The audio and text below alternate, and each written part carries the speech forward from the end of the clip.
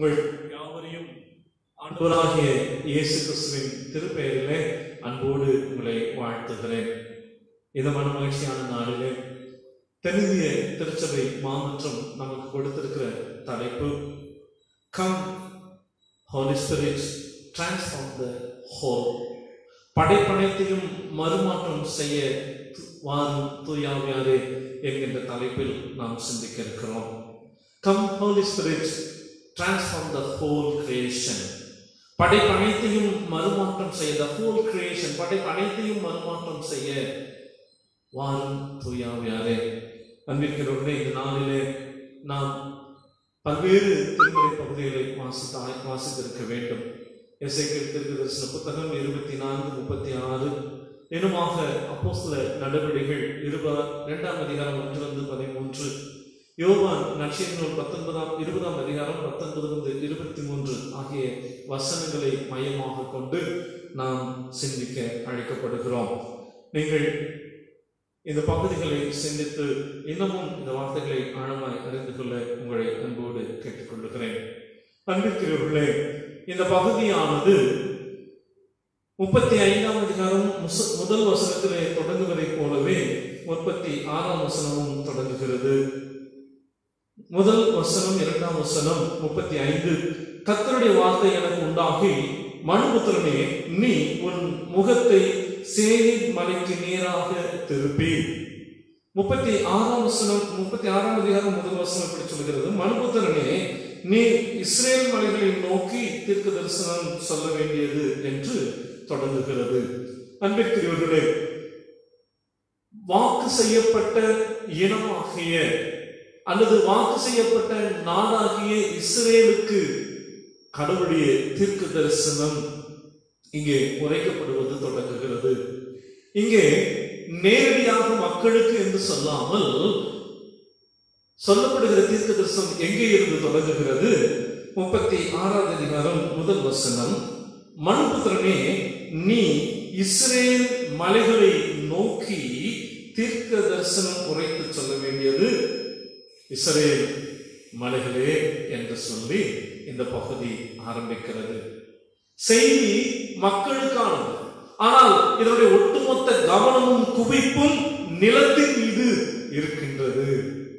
ஆகவேதான் இந்த நிலத்தின் மீது இருக்கின்ற படைப்பு அனைத்திற்குமான செய்தியை கர்த்தர் இஸ்ராயேல் மக்களுக்கு உரைக்கின்றார். இஸ்ராயேல் மக்களுக்கு உரைக்கின்ற கடவுள் தம்முடைய தூய ஆவியாரை கொடுப்போம் என்று சொல்லுகிற நம்பிக்கையை அல்லது தூய ஆவியாருக்கு கொடுக்கப்படுகிற ஆழமான செய்தியின் ஊடாக இந்த பகுதி தொடங்குகிறது. 2ஆம் வசனம் சொல்லுகிறது, 36ஆம் அதிகாரம் 2ஆம் வசனம், ஆண்டவர் உரைக்கிறார், பகைஞன் உங்களை குறித்து நித்திய மேடுகள் எங்கள் வசமாயிற்று என்று சொல்லுகிறபடினால். அன்பிற்குரியவர்களே, கடவுள்தான் இஸ்ராயேலை ஆளுகிறார் என்கின்ற நம்பிக்கைக்குரியவர்கள் இஸ்ராயேல் மக்கள். ஆனால் இங்கே சொல்லப்படுகிறது, இஸ்ராயேலின் மேடுகள் எங்கள் வசமாகிவிட்டது என்று சொல்லி இஸ்ராயேலின் எதிரிகள் அங்கே குறிப்பிடுகிறதை நாம் காணுகிறோம். இங்கே அம்மோனியர்கள், இன்னுமாக இதுமேயர்கள், இவர்கள் எல்லாம் ஒன்றிணைந்து கொண்டு இஸ்ரேல் மக்களுடைய நிலத்தை இவர்கள் எடுத்துக்கொண்டதினால் கடவுளுடைய வார்த்தை எங்கே வருகிறது? கடவுளுடைய வார்த்தை எங்கே வந்து சொல்லுகிறது?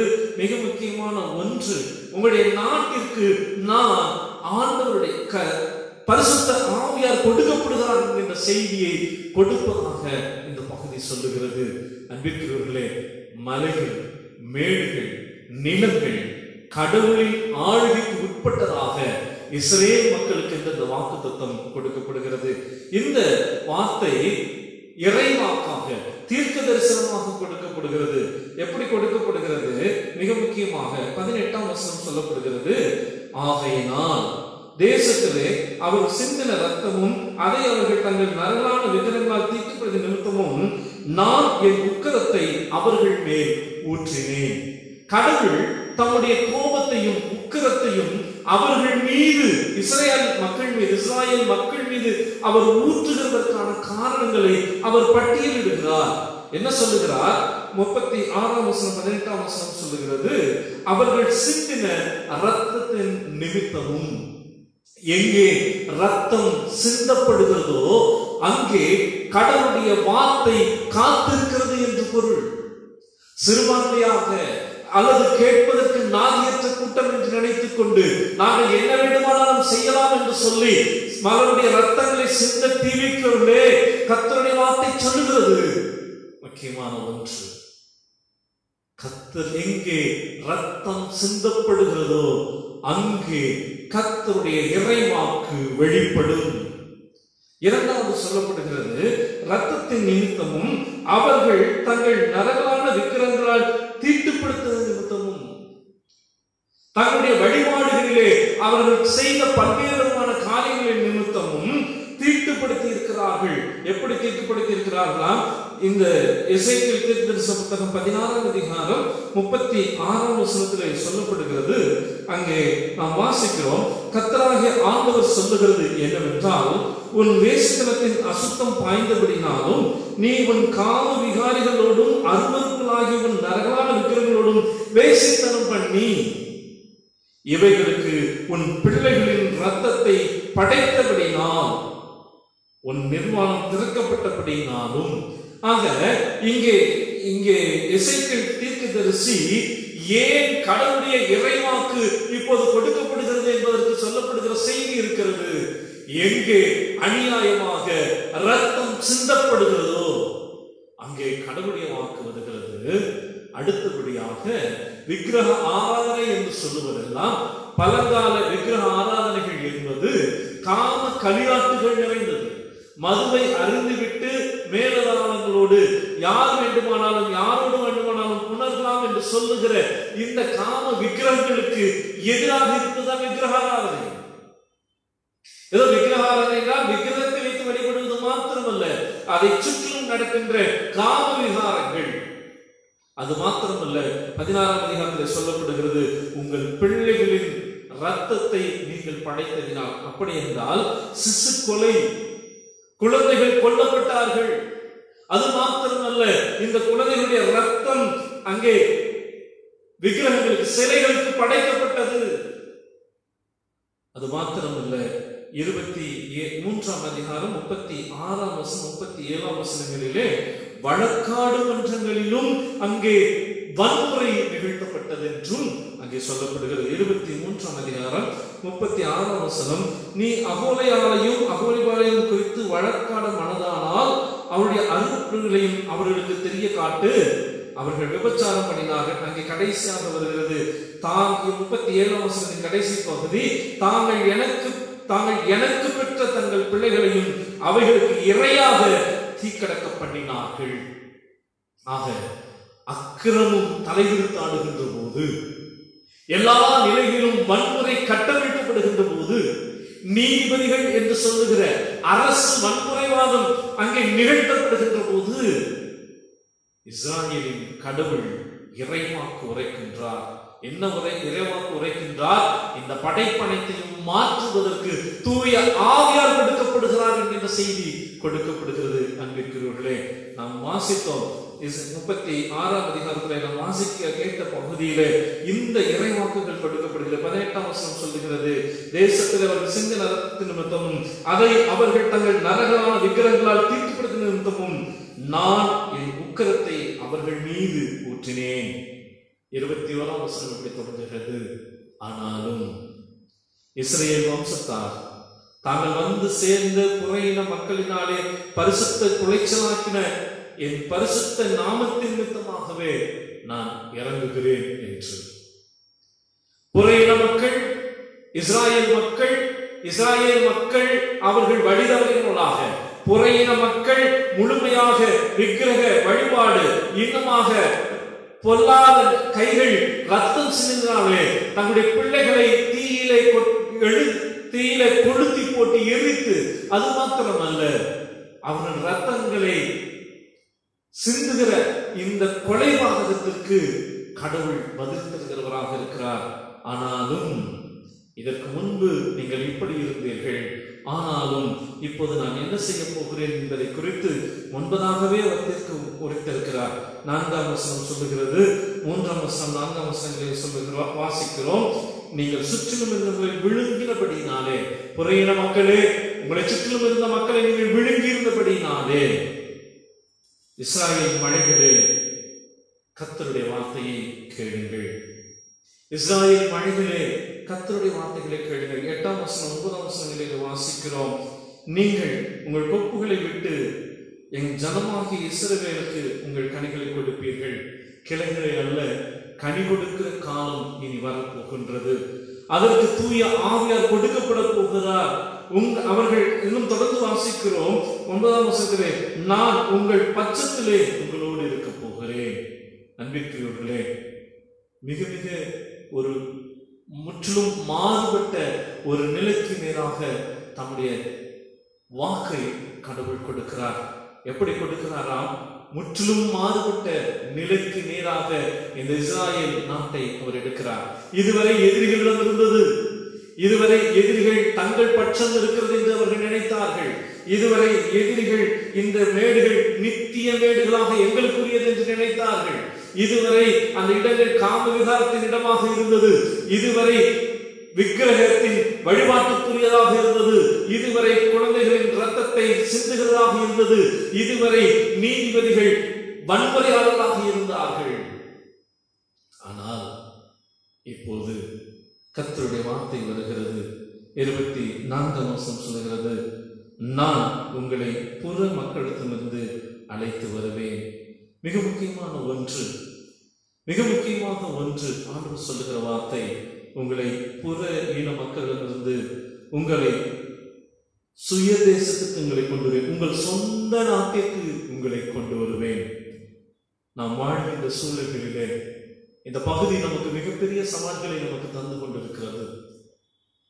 கடவுளுடைய தீர்க்கதரிசனம் தூய ஆவியார் கொடுக்கப்படுவது என்பது நாம் வாழ்கிற இந்த நாட்டில் நம்முடைய சமகாலத்தில் பல்வேறு நிலைகளிலே இந்த தூய ஆவியாரை பற்றிய விளக்கங்கள் கொடுக்கப்படுகின்றது. அன்பிற்குரியவர்களே, தூய ஆவியார் என்று சொன்னாலே பரவசத்தோடு இருப்பதையும், பரவசத்தோடு இருந்து இயல்கடந்த நிலையில கைகளை தட்டுவது, உறக்க கத்துவது என்கின்ற நிலைகளில் இருந்து தூய ஆவியார் கொடுக்கப்படுகிற நோக்கத்தை அறிந்து அதற்கேற்ப நாம் பயணிக்க அழைக்கப்படுகிறோம். நான் உங்களை புறையின மக்களிடமிருந்து அழைத்து, அழைத்து என்றால் விடுவித்து என்று பொருள். அழைத்து என்று சொல்லுவது விடுவித்து என்று பொருள்படுகிறது. நான் விடுவித்து உங்களை எல்லா நாட்டிலும் சேர்த்து உங்கள் சுய நாட்டுக்கு உங்களை கொண்டு வருவேன். அப்போது உங்கள் மீது சுத்தமான தண்ணீரை தெளிப்பேன். 25ஆம் வசனம் சொல்லுகிறது, அப்பொழுது நான் உங்கள் மீது சுத்தமான ஜல தண்ணீர். இந்த மொழிபெயர்ப்பை நாம் வாசிக்கிற போது தெளிவாக அறிந்து கொள்ள வேண்டிய ஒன்று, நாம் கையில் வைத்திருக்கிற திருமறை நமக்கு முன்பு பல்வேறு விதமான சதிகளுக்கு மத்தியில் கொடுக்கப்பட்டது. இந்த திருமறையை மொழிபெயர்த்தவர்கள் கிட்டத்தட்ட 160 ஆண்டுகளுக்கு முன்பு பணம் கொடுத்து கூலிக்காக மொழிபெயர்த்தவர்கள். அவர்கள் மொழிபெயர்த்தவர்கள் அனைவருமே இப்போது இருக்கக்கூடிய கிறிஸ்தவம் சார்ந்து இருக்கக்கூடிய பல்வேறு மக்களை சார்ந்தவர்கள் அல்ல. அப்போது இருந்த ஆதிக்க சக்திகள் தான் அவர்கள் மொழிபெயர்த்தார்கள். அவர்கள் ஆதிக்க சக்திகள் மொழிபெயர்த்ததினாலேயே பல்வேறு விதங்களிலே அந்த சொல்லாடல்களை பயன்படுத்தி அதை சிறுமைப்படுத்தி இருக்கிறார்கள். இங்கே ஜலம் என்கின்ற ஒரு சொல் உண்டு. நாம் பல்வேறு விதங்களிலே மொழிகளை நாம் அறிந்திருக்கிறோம். அந்த வேதம் எழுதுகிற பார்ட்னர்கள் அல்லது இவர்களை பற்றி சொல்லுகிற போது ஐயர்கள் என்று சொல்லுகிறார்கள். அவளை பற்றி சொல்லுகிற போது அவர்கள் யாரையும் சந்திக்கின்ற போது அவர்களுக்கு தண்ணீர் வேண்டும் என்றால் ஜலம் என்று சொல்லுவார்கள். ஆனால் தங்கள் இல்லங்களில் இருக்கிறது மாமி தீர்த்தம் கொண்டு வா என்று சொல்லுவார்கள். தீர்த்தம் என்பது வேறு, ஜலம் என்பது வேறு. சில இடங்களிலே இப்படியாய் சுவர்களில் எழுதியிருப்பார்கள், இங்கே மலஜலம் கழிக்கக்கூடாது, ஜலம் என்று சொன்னால் அருவருப்பானது. தீர்த்தம் என்று சொன்னால்தான் அது தெய்வீகத்திற்கு சுத்தமானது, தண்ணீருக்குரியது என்கின்ற மொழிபெயர்ப்பின் ஆழத்தை உடையவர்கள் இங்கே மிக சூட்சமமாக இங்கே பதிவு செய்திருக்கிறார்கள். அப்பொழுது நான் உங்கள் மீது சுத்தமான ஜலத்தை அல்ல தீர்த்தத்தை தெளிப்பேன் என்று எழுதியிருக்க வேண்டும். இரண்டுமே சமஸ்கிருத சொல்லாக இருந்தாலும் அங்கே தீர்த்தம் என்பதை வார்த்தையை பயன்படுத்தி இருந்தால் அது அவர்கள் உண்மையாக செய்திருக்கிறார்கள் என்று நாம் நம்ப முடியும். அன்பிற்குரியவர்களே, இங்கே தண்ணீரை நான் தெளிப்பேன் என்பது நம்மை சுத்திகரிப்பதற்கு கர்த்தர் ஆயத்தமாக இருக்கிறார். நம்மை சுத்திகரிப்பதற்கு எதற்காக? 26ஆம் வசனம் அதற்கான பதிலை தருகிறது. நாம் சுத்திகரிக்கப்படுகின்ற போது என்ன நிகழ்கிறது? 26ஆவது வசனம், உங்களுக்கு நவமான இருதயத்தை கொடுப்பேன். கடினமான இருதயம் அன்று, மிருதுவான இருதயத்தை கொடுக்க போகிறார். இருதயம் கடினமாக இருந்தால் என்ன, நவமாக இருந்தால், மிருதுவாக இருந்தால் என்ன? இருதயம் கடினமாக இருந்தது என்றால் அது இயங்குவதற்கு தகுதியற்ற நிலையில் இருக்கிறது என்று பொருள். மிருதுவாக இருக்கிறது என்றால் விரைவான இயக்கத்தை உடையது என்று பொருள். ஆகவேதான் கடவுள் இங்கே சொல்லுகிறார், உங்களுக்கு மிருதுவான இருதயத்தை கொடுப்பேன், கொடுத்து நான் என்ன செய்ய போகிறேன்? புதிய ஆவியை கட்டளையிட போகிறேன். இங்க ரூவக் என்று சொல்லப்படுகிற ஒரு வார்த்தை, புதிய ஆவியை நான் உங்களுக்கு கொடுக்க போகிறேன். எபிரேயத்திலே ஆவி என்பதற்கு சொல்லப்படுகிற வார்த்தை ரூஹ். புதிய ஆவியை உங்களுக்கு நான் கொடுக்க போகிறேன். இந்த ரூவக்கை பற்றி கடந்த வாரம் நாம் மிக ஆழமாக நாம் புரிந்து கொண்டோம். காற்றாக, சுவாசமாக, உயிராக கடவுளின் திட்டத்தை செயல்படுத்துகிற தூய ஆவியாராக இந்த ரூவக் என்பது புதிய ஏற்பாட்டிலே மொழிபெயர்க்கப்படுகிறது. இரண்டு நிலைகளிலுமே இந்த சொற்கள் எல்லாம் பயன்படுத்தப்படுகிறது. அன்பிற்குரியவர்களே, இந்த தூய ஆவியார், புதிய ஆவியார் என்ன செய்வார் என்பதை குறித்து நாம் நிறைய அறிந்திருக்கிறோம். ஏசாயா தீர்க்கதரிசன புத்தகம் 42ஆம் அதிகாரம் 5ஆம் வசனத்தை வாசிக்கின்ற போது இந்த தூய ஆவியார் கொடுக்கப்படுகிறவராக இருக்கிறார். 57ஆம் அதிகாரம் 16ஆம் வசனத்தை வாசிக்கிற போதும் கொடுக்கப்படுகிற தூய ஆவியாரை நாம் புரிந்து கொள்கிறோம். ஏசாயா 57:1-14 முதல் 21 வசனங்கள் அடங்கிய பகுதியிலே நாம் வாசிக்கிற போது சிதறடிக்கப்பட்ட இந்த மக்களை கூட்டி சேர்க்கிற சமூக மாற்றத்துக்கு உந்துதல் தரும் தூய ஆவியாராக நாம் புரிந்து கொள்கிறோம். அன்பிற்குரியவர்களே, முழுமையாக வரக்கூடிய செய்தி, மிக தொடர்ச்சியாக வரக்கூடிய செய்தி, தீர்க்க தரிசனமாக கொடுக்கப்படுகிற இந்த பகுதி மக்களை மாத்திரமல்ல, அது நிலத்தை மையமாக வைத்து கொடுக்கப்படுகிறது. நிலத்தை மையமாக வைத்து கொடுக்கப்படுகிற இந்த கட்டளையிடுகிற இந்த தீர்க்க தரிசன ஆவியார் சிதறடிக்கப்பட்ட மக்களை சொந்த இடத்திலே கூட்டி சேர்ப்பதற்கான இந்த பகுதி நமக்கு உணர்த்துகிறது. இந்த தூய ஆவியார் பழைய ஏற்பாட்டை பொறுத்தவரையிலும் தீர்க்கதரிசிகளுக்கும் நியாயாதிபதிகளுக்கும் கொடுக்கப்பட்டவர். யார் மீதெல்லாம் தூய ஆவியார் இறங்கினார்? கடவுளுடைய ஆவி இந்த நியாயாதிபதிகள் மீதும் தீர்க்கதரிசிகளும் இறங்குகிற போது அவர்கள் இறைவாக்கை உரைத்தார்கள், மக்களை வழிநடத்தினார்கள், அல்லது மக்களுக்கு எதிராக இருந்தவர்கள் மீது அவர்கள் செயல்பட்டார்கள் என்பதை நாம் வாசிக்கிறோம். அன்பிற்குரியவர்களே, இந்த கவர்ந்து இழுக்கிற இந்த நியாயாதிபதிகள் அதன் பிறகு அரசு உடைமைக்கு நேராக மாற்றப்படுகிறது, அரசாட்சிக்கு நேராக அது மாற்றப்படுகிறது. கடவுளின் ஆவி இங்கே இன்னும் ஒரு உணர்வுக்கு நேராக வருகிறது. முதலிலே நிலம், அடுத்ததாக நியாயாதிபதிகள், நியாயாதிபதிகள் தீர்க்கர்கள், தீர்க்கர்கள் என்று இப்போது அரசுடைமையாக நிலத்திற்கு நேராக இந்த தூய ஆவியாருடைய வழிநடத்தலை நாம் உணர்ந்து கொள்ள அழைக்கப்படுகிறோம். அன்பிற்குரியவர்களே, மிக முக்கியமாக என்னாகும் 11ஆம் அதிகாரம் 25ஆம் வசனத்தில் 11ஆம் அதிகாரத்தில் வாசிக்கிற போது மோசே இஸ்ராயேல் மக்களை வழிநடத்தி வருகின்ற போது பாலைவனத்திலே அவர்கள் இறைச்சி வேண்டும் என்று கேட்கிறார். அப்படி கேட்கிற போதுதான் நடக்கின்ற ஒரு நிகழ்ச்சி. என்னாகும் 11ஆம் அதிகாரம் 25ஆம் வசனத்திலே வாசிக்கின்ற போது அங்கே சொல்லப்படுகின்ற செய்தி, பரிசுத்த ஆவியார் யார் மீது இறங்கினார் என்று, கர்த்தர் மேகத்தில் இறங்கி அவரோடே பேசி, மோசேயோடு பேசி, அவர் மேல் இருந்த ஆவியை மூப்பராகிய அந்த 70 பேர் மீதும் தங்க வைத்தார். 27ஆம் வசனம் வாசிக்கிறோம். ஒரு பிள்ளையாண்டான் ஓடி வந்து எல்தாதும் மேதாதும் பாளையத்திலே தீர்க்க தரிசனம் சொல்லுகிறார். அந்த கூட்டத்தில் இல்லாமல் வெளியே இருந்தவர்கள் தீர்க்க தரிசனம் உரைக்கிறார்கள். கர்த்தருடைய ஆவி வழங்கப்படுகின்றது. இன்னுமாக எலியாவின் ஆவி எலிசாவின் மீது தங்கியிருக்கின்ற போது இவர்கள் சொல்லுகிறார். 2 ராஜாக்கள் 2ஆம் அதிகாரம் 15ஆம் வசனத்திலே எலியாவின் ஆவி எலிசாவின் மீது இருந்தது என்று சொல்லி நாம் வாசிக்கிறோம். 2 ராஜாக்கள் 2ஆம் அதிகாரம் 15ஆம் திருவாக்கியம்.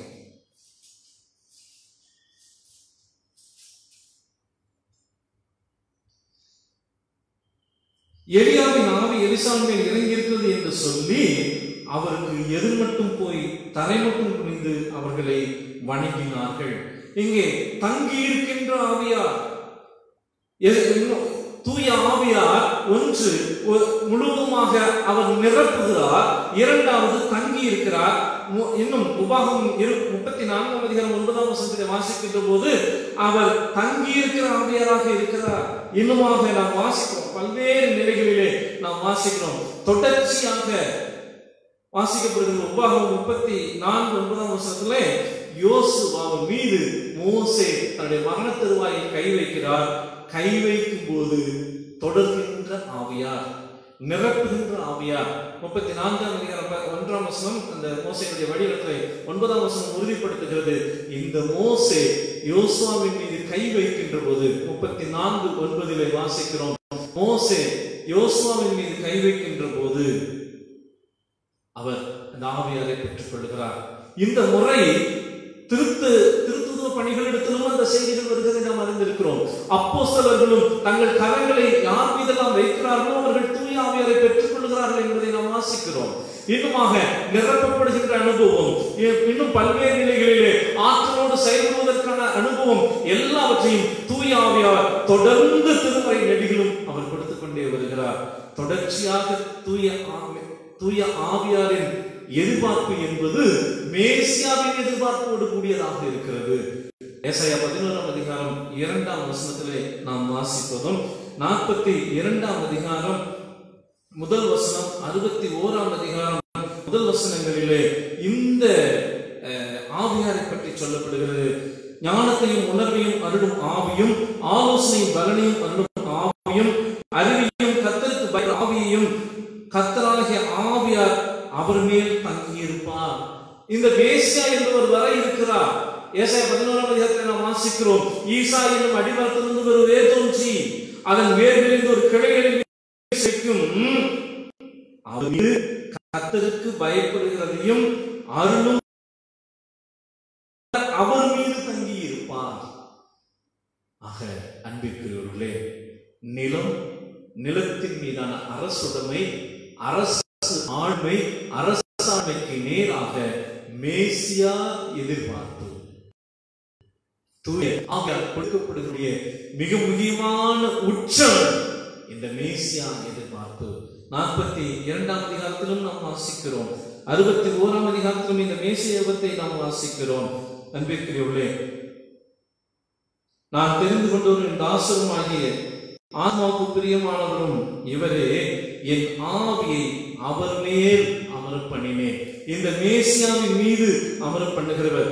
61ஆம் அதிகாரத்தை நாம் வாசிக்கிறோம், கர்த்தராகிய கடவுளுடைய ஆவியானவர் என் மேல் இருக்கிறார் என்று சொல்லி இந்த மேசியாவின் யுகத்திற்காக தூய ஆவியார் அருளப்படுகின்றார். இந்த கடைசி நாட்கள் என்று சொல்லப்படுகிற நாம் எல்லோரும் வாழ்ந்து கொண்டிருக்க இந்த கடைசி காலகட்டங்களுக்கு தூய ஆவியார் அருளப்படுகிறதற்கு ஒரு நோக்கம் உண்டு. அந்த நோக்கம் ஏதோ பரவச நிலையில் நாம் இருப்பதற்கன்று மாறாக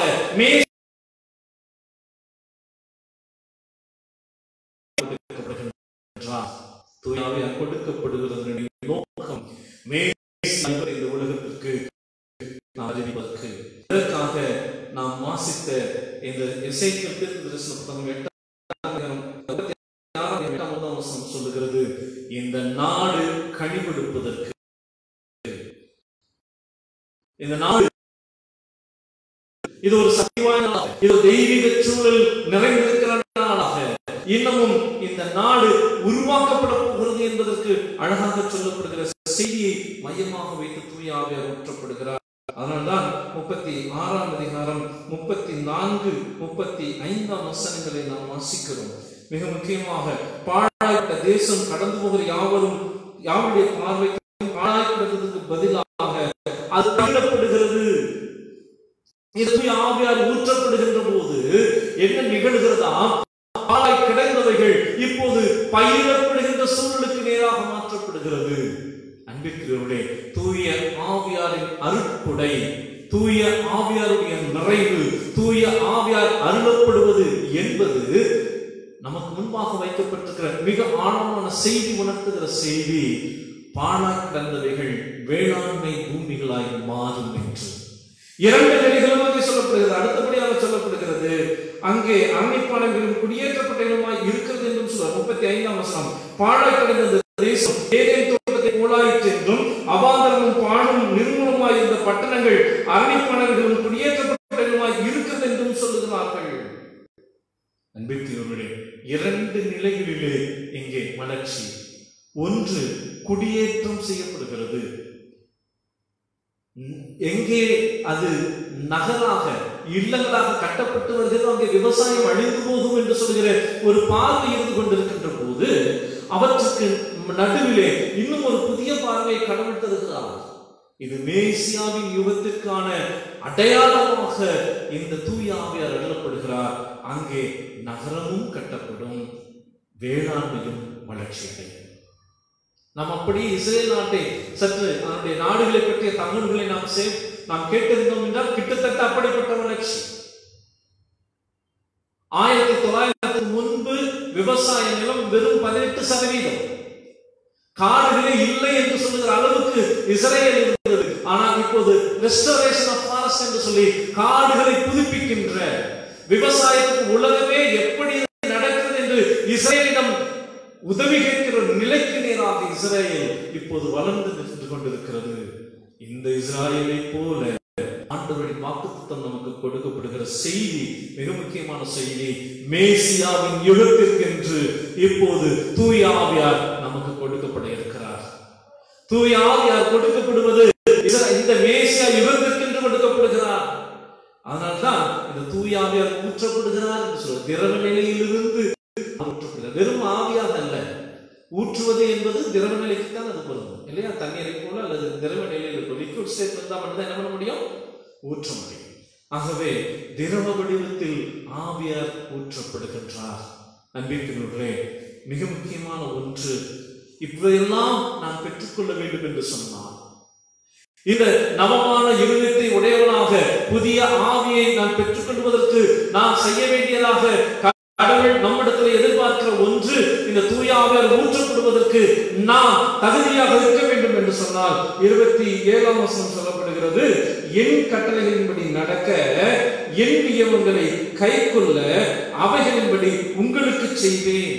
ஆகவே அவருடைய கட்டளைகளின்படி நடக்க நாம் மனம் மாறி இதுவரை என்னுடைய சுய வழிகளிலே சென்று கொண்டிருப்பேன் என்றால், இதுவரை எனக்கு நேராக எனக்கு பிடித்தமான வழிகளுக்கு நேராக சென்று கொண்டு இருப்பேன் என்று சொன்னால், அவற்றை விட்டு திரும்பி வார்த்தைக்கு நேராக திரும்புவதற்கு, கடவுளின் வார்த்தைக்கு நேராக திரும்புவதற்கு அவன் நம்மை அழைக்கின்றார். சமூக ஏற்றத்தாழ்வுகளுக்கு மத்தியில் கொடுக்கப்படுகின்ற இந்த தூய ஆவியார்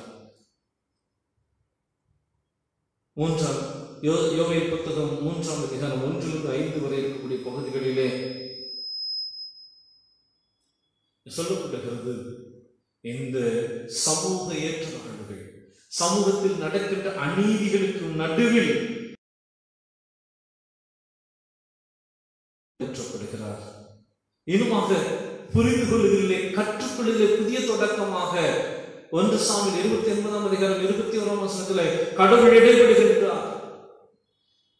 இன்னுமாக ஏசாயா 32ஆம் அதிகாரம் 5ஆம் வசனத்திலே வாசிக்கின்ற போது இயற்கையில் பெரிய வளர்ச்சியை கட்டளையிடுவதற்கு இந்த தூய ஆவியார் ஊற்றப்படுகிறார்.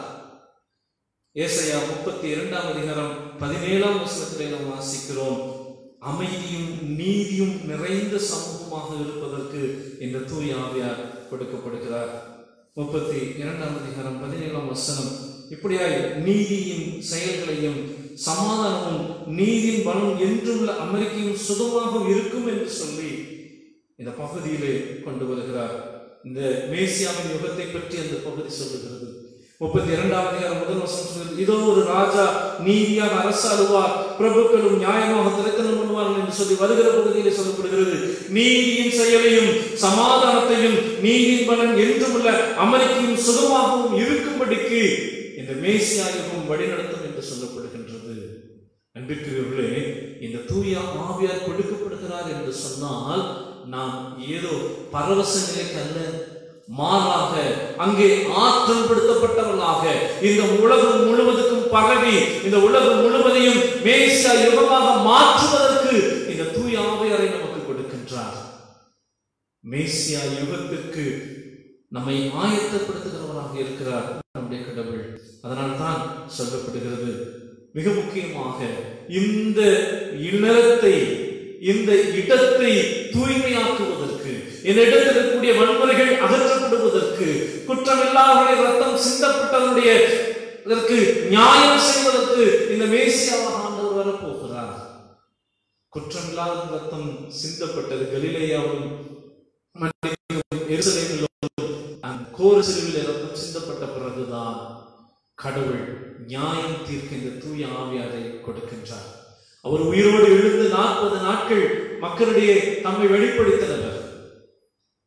40 நாட்கள் வெளிப்பட்ட பிறகு 50ஆம் நாளிலே இந்த தூய ஆவியாரை கொடுக்கிறார். 50ஆம் நாள் தான் பெந்தகோஸ்தே நாள். பழைய ஏற்பாட்டில் நாம் வாசிக்கிற போது 50ஆம் நாள் என்பது ஜூப்ளி ஆண்டை அது குறிக்கின்றது. பழைய கணக்குகள் எல்லாம் அழித்துவிட்டு புதிய கணக்கை தொடங்குவது. ஆகவேதான் கடவுள் இந்த ரத்தம் சிந்தனைக்கு நியாயம் செய்வதற்கு அவர் தம்முடைய பிள்ளைகளை பெந்தகோஸ்தே நாளிலே நிரப்புகிறார். அவர் எப்படி நிரப்புகிறார் என்பதெல்லாம் நாம் அறிந்திருக்கிறோம். அப்போஸ்தலர் நடவடிக்கைகள் 2ஆம் அதிகாரத்திலே அப்பொழுது பலத்த காற்று அடிக்கிற முழக்கம் போல வானத்திலிருந்து சடுதியாய் ஒரு முழக்கம் உண்டாகி அவர் உட்கார்ந்திருந்த வீடு முழுவதையும் நிரப்பிற்று. அக்கினிமயமான நாவுகள், பிரிந்திருக்கும் நாவுகள் அவர்கள் ஒவ்வொருவருக்கும் காணப்பட்டு அவர்கள் மீது வந்து அமர்ந்தது. தூய ஆவியார் நிரப்பப்படுகிறார். தங்கி இருக்கிறவராக, உடன் பயணிக்கிறவராக, கைகளை வைக்கிற போது ஒருவரிடமிருந்து இன்னொருவருக்கு தொடர்கிறவராக. அதனுடைய பழைய ஏற்பாட்டில் சொல்லப்பட்டவர்கள் புதிய ஏற்பாட்டில் தம்முடைய அப்போஸ்தலர்கள் அனுப்பப்பட்டவர்களாக இந்த திருத்தூதர்கள் மீது இந்த காட்சிகள் நடைபெறுகிறது. 2ஆம் அதிகாரம் 1ஆம் வசனம், அவர்கள் எல்லாரும் ஒருமுகப்பட்டு கூடி வந்தார்கள், அப்போது இவைகள் நடந்தது. அன்பிற்குரியவர்களே, மிக முக்கியமான ஒன்று, வந்த பிறகு வெவ்வேறு விதமான வரங்களினாலே அவர்கள் நிரப்பப்பட்டார்கள். என்னென்ன வரங்களினாலே நிரப்பப்பட்டார்கள்? வெறும் அந்நிய பாஷை பேசுகிற வரம் மாத்திரம் அல்ல, வெறும் தீர்க்கதரிசனம் உரைக்கிற வரம் மாத்திரம் அல்ல, மேசியாவின் பணியை நிறைவேற்றுகிற அந்த வரத்தை உடையவர்களாக இருந்தார்கள். எது மேசியாவின் பணி? ஏசாயா 42ஆம் அதிகாரத்திலே நாம் வாசிக்கிறோம். மேசியா எப்படிப்பட்டவராக இருக்கிறார் என்று சொல்லப்படுகிறதை நாம் அறிந்திருக்கிறோம். இன்னுமாக ஏசாயா 11ஆம் அதிகாரத்திலும் அதை நாம் வாசிக்கலாம். ஏசாயா 11ஆம் அதிகாரம் கர்த்தருடைய 2ஆம் வசனம், ஞானத்தையும் உணர்வையும் அருளும் ஆவியையும் ஆலோசனையும் பலனையும் அருளும் ஆவியும் கர்த்தருக்கு பயப்படுகிற பயத்தையும் அருளும் ஆவியுமாகிய கர்த்தருடைய ஆவியானவர் அவர்கள் தங்கி இருப்பார். அதை தொடர்ந்து வருகிற செய்தி மிக முக்கியமான ஒன்று, அவர் தமது கண்கண்டபடி நியாயம் தீர்ப்பாமலும் தமது காது கேட்டபடி தீர்ப்பு செய்யாமலும் நீதியின்படிகளை ஏழைகளை நியாயம் விசாரித்து யதார்த்தத்தின்படி பூமியில் சிறுமியாளர்களுக்கு தீர்ப்பு செய்து அப்படியே வருகிறார். 6ஆம் வசனம் சொல்கிறது, ஓனாய் ஆட்டுக்குட்டியோட தங்கும், புலி வெள்ளாட்டுக்குட்டியோட படுத்துக் கொள்ளும் என்று சொல்லி இங்கே மிக ஆழமாக ஒரு முற்றிலும் வேறொரு செய்தியை சொல்கிறார். அன்பிற்குரியவர்களே, கர்த்தருடைய ஆவியார் மேல் இருக்கிறார் என்று சொல்லுகிற இந்த பகுதியில் சொல்லப்படுகிற செய்தி மிக முக்கியமான ஒன்று. எளியவர்களுக்கு வாழ்வு தருவது. அவர் கட்டுண்டவர்கள் இன்னுமாக லூக்கா 4ஆம் அதிகாரத்திலே வாசிக்கிற கர்த்தருடைய ஆவியானவர் மேல் இருக்கிறார் என்று சொல்லி ஆண்டவராகிய இயேசு கிறிஸ்து இந்த நோக்கத்தை அவர் நிறைவேற்றுகிறார். 18ஆம் வசனத்தில் கர்த்தருடைய ஆவியானவர் மேல் இருக்கிறார், தரித்திரருக்கு நற்செய்தி, தூய ஆவியாரால் வார்த்தைகளுக்கு வியாக்கியானம் செய்கின்ற வரம், அடுத்ததாக நொறுங்குண்டவர்களை குணமாக்குகிற, ஆற்றுப்படுத்துகிற, குணமாக்குகிற வரம், சிறைப்பட்டவர்களுக்கு விடுதலையாக்குகிற, பிசாசின் கட்டுகளிலிருந்து விடுவிக்கின்ற வரம், குருடர்களுக்கு பார்வை கொடுக்கிறது, குணமாக்குகிற வரம், நொறுங்குண்டவர்களை விடுதலையாக்குகிற என்று சொல்லுகிற பல்வேறு விதமான வரங்கள் எல்லாம் இந்த மேசியாவின் யுகத்திற்கு நேராக இந்த உலகத்தை ஆயத்தப்படுத்துவதற்கு தூய ஆவியானவர் அருளப்படுகின்றார். அன்புக்குரிய சகோதரனே, சகோதரியே, கடவுள் இந்த உன்னத நோக்கமாக தூய ஆவியாரை கொடுக்கிறார். நாம் சில நிமிட அவசங்களுக்கு, சில நிமிடங்களிலே எனக்கு என்று சொல்கிற சுயநலங்களுக்கு நேராக தூய ஆவியாரை கட்டுப்படுத்தி கொண்டு நாம் இருந்து கொண்டிருக்கிறோம். ஆனால் நமக்கு முன்பாக ஒரு பெரிய அதிகாரத்தை ஆண்டவர் கொடுத்து இந்த தூய ஆவியாரை அவர் நமக்கு வாக்குத்தத்தம் செய்து நிறைவு செய்கிறார். 20ஆம் அதிகாரம் 19 இருந்து 23 வரை யோவானிலே நாம் வாசிக்கிறோம். யோவான் 20ஆம் அதிகாரம் 19 இருந்து 23 வரை இயேசு கிறிஸ்து தம்முடைய சீடர்களுக்கு இந்த தூய ஆவியாரை பெற்றுக் கொள்வதற்கு அவர் கொடுத்த அந்த கடைசி வார்த்தைகள் நமக்கு முன்பாக நிற்கிறது. 21ஆம் வசனம் தொடங்கி இயேசு மறுபடியும் அவர்களை நோக்கி, உங்களுக்கு சமாதானம் உண்டாவதாக. பிதா என்னை அனுப்பினது போல, தந்தையாம் கடவுள் என்னை மேசியாவாக அனுப்பினது போல, நான் மேசியாவின் ஸ்தானாதிபதிகளாக உங்களை இந்த உலகத்திற்குள் அனுப்புகிறேன். அவர்கள் என்று சொல்லி அவர்கள் மேல் ஊதி தூய ஆவியாரை பெற்றுக்கொள்ளுங்கள் என்று சொல்லுகிறார். அடுத்ததாக சொல்லப்படுகிறது, இந்த மேசியா நியாயாதிபதியாக சொல்லுகிறதை போல இந்த உலகத்திற்குள் அனுப்பப்படுகிற நீங்களும் நானும் தூய ஆவியாரை பெற்றுக்கொண்டதாக செய்ய வேண்டியது, எவருடைய பாவங்களை மன்னிக்கிறீர்களோ அவைகள் அவர்களுக்கு மன்னிக்கப்படும், எவருடைய பாவங்களை மன்னியாதிருக்கிறீர்களோ அவைகள் அவர்களுக்கு மன்னிக்காதிருக்கப்படும் என்று சொல்லி ஆண்டவர் வாக்கு செய்கிறார். மேசியா யுகத்தின் தொடர்ச்சியாகத்தான் இந்த தூய ஆவியார் அருளப்படுகின்றார். மேசியா யுகத்தினுடைய தொடர்ச்சியாகத்தான் நாட்டின் மீது ஆளுகைக்கு ஆண்டவர் தூய ஆவியாரை கொடுத்து அதை ஆசீர்வதிக்கிறார். அந்த ஆசீர்வாத வார்த்தைகள் நமக்கு நேராக வந்தாலும் அது ஒட்டுமொத்த கவனமும் குவிப்பும் நிலத்தின் மீது, நாட்டின் மீது இருக்கிறதை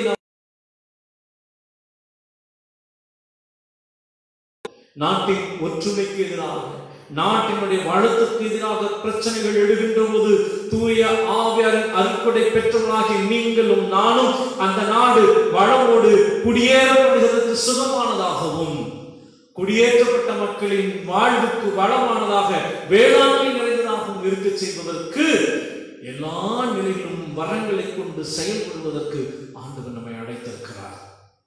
மிகப்பெரிய விதங்களிலே இந்த செய்தி இருக்கிறது. ஏதோ சற்று நாம் வந்தோம், என்னுடைய ஆத்மாவுக்கு ஆசீர்வாதமாக இருந்தது என்று சொல்வதற்கு மாத்திரமல்ல, பாரங்களை ஏற்றுக்கொண்டு இந்த நாடு ஆசீர்வதிக்க வேண்டும் என்று சொல்லுகிற பெரிய தரிசனத்தோடு, கடவுளே இவைகளுக்கு முன்பு ஏராளமான நிலைகளில் இருக்கின்ற சூழல்களை அறிந்து நாங்கள் மன்றாடுகளாக இருப்பதற்கு ஆண்டவர் நம்மை அழைத்திருக்கிறார். எசேக்கியேல் தீர்க்கதரிசி சொன்ன அந்த காலகட்டத்தை போலவே இப்போதும் இருக்கிறதை நாம் அறிந்திருக்கிறோம்.